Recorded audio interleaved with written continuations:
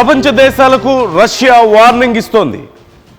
మూడో ప్రపంచ యుద్ధంపై పుతిన్ సంచలన వ్యాఖ్యలు చేస్తున్నారు. రష్యా యుద్ధంలోకి దిగితే ఇక ఆగేది ఉండదు, ఆపే శక్తి ఎవరికి లేదు అంటూ వార్నింగ్ ఇచ్చారు.